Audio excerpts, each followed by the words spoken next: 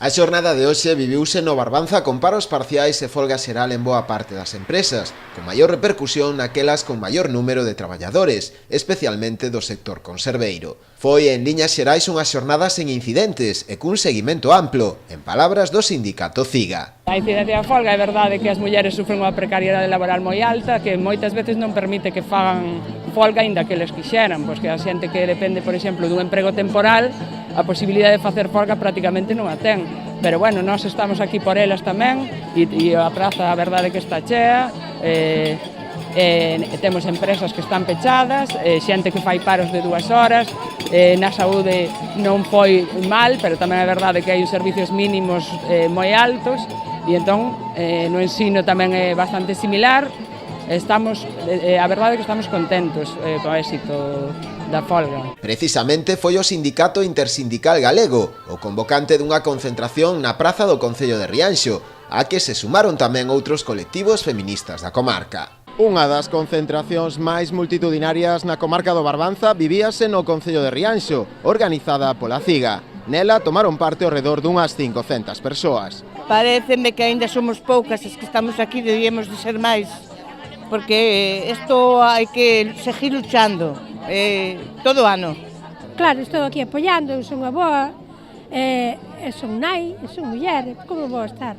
Traballei toda a vida traballando, sin xornal, sin seguridade social.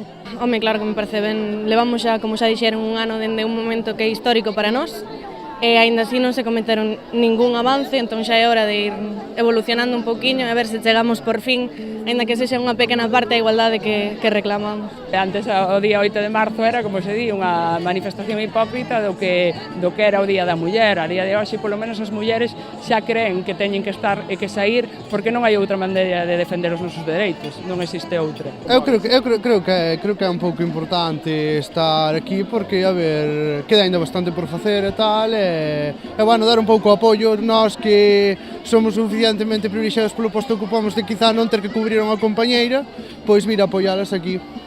No acto deuse lectura participada a un manifesto no que se reivindicaba a igualdade plena de oportunidades entre homes e mulleres en todos os ámbitos, dende o social ao laboral, pasando tamén polo familiar. Ademais de Rianxo, foron numerosos os actos organizados no resto de concellos da comarca en favor da igualdade de xénero.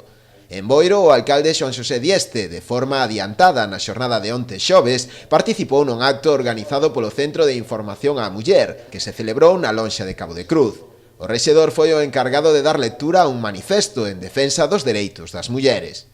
En Ribeira, a Casa Consistorial acollía tamén esta tarde un acto institucional, no que se homenaxeaba as mulleres do mar, mentres que en Porto do Son tiña lugar outro no que destacaron a figura das mestras.